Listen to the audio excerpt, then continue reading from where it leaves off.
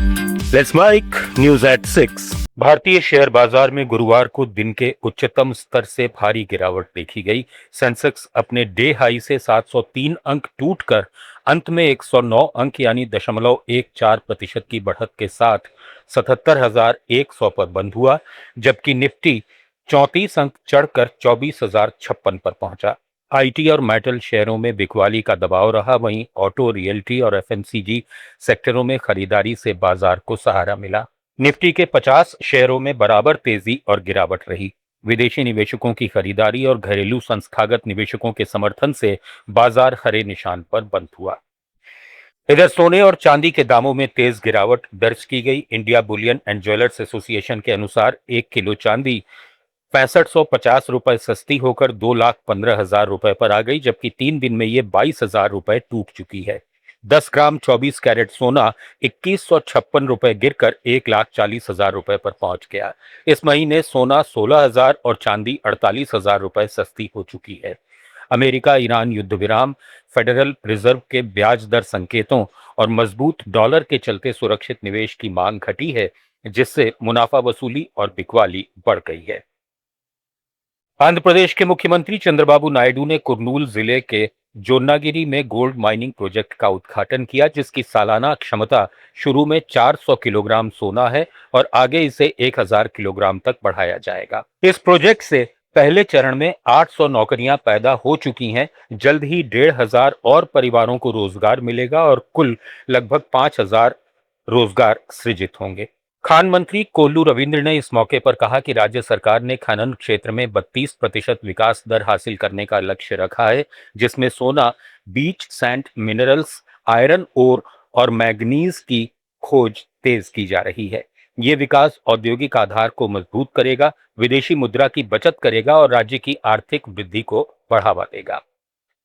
असम में निवेश प्रस्तावों के तहत अब तक 5 लाख करोड़ रुपए से अधिक के प्रपोजल प्राप्त हो चुके हैं। राज्य के वित्त मंत्री जयंत मल्लबरुआ ने गुवाहाटी में प्री बजट परामर्श बैठक में कहा कि राज्य में निवेश का माहौल पूरी तरह बदल गया है। पहले 1-2 करोड़ रुपए का निवेश आकर्षित करना मुश्किल था, अब 5 लाख करोड़ रुपए से ज्यादा के निवेश प्रस्ताव मिल चुके हैं। ये निवेश आर्थिक विकास, रोजगार सृजन और औद्योगिक विस्तार को नई गति देगा, खासकर सेमीकंडक्टर विनिर्माण क्षेत्र में, जहां 1 यूनिट स्थापित हो चुकी है और 2 और आने वाली हैं। बैठक में बजट क्रियान्वयन दर 90% पहुंचाने और केंद्र से बढ़े समर्थन का जिक्र किया गया, जो असम की अर्थव्यवस्था को मजबूत बनाने और दीर्घकालिक विकास के लिए सकारात्मक संकेत है। केंद्र ने त्रिपुरा के लिए प्रधानमंत्री ग्राम सड़क योजना के चौथे चरण के तहत करीब 212 करोड़ रुपए की सड़क परियोजनाओं को मंजूरी दे दी है।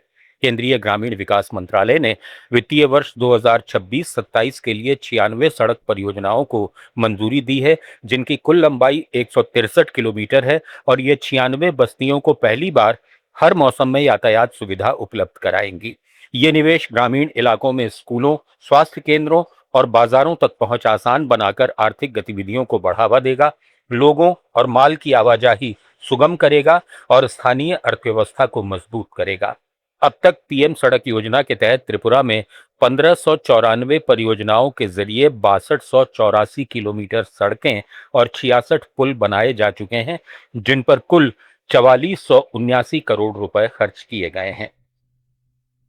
Karnataka industrial area development board Devanahalli के किसानों को 2,70 करोड़ रुपए प्रति एकड़ मुआवजे को मंजूरी देने की तैयारी में है।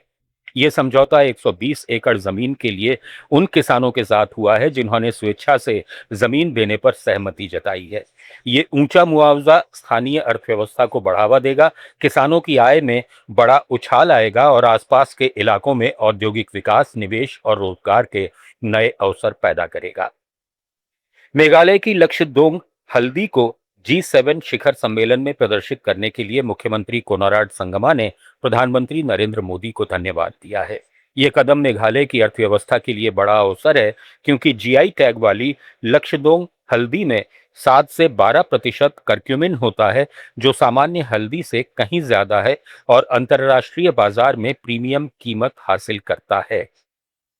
G7 नेताओं को उपहार में दी गई इस गोल्डन स्पाइस से निर्यात की संभावनाएं बढ़ेंगी, जिससे पश्चिम जयंतिया हिल्स के हजारों छोटे किसान, खासकर महिला किसानों की आय में बढ़ोतरी होगी और ग्रामीण अर्थव्यवस्था मजबूत होगी।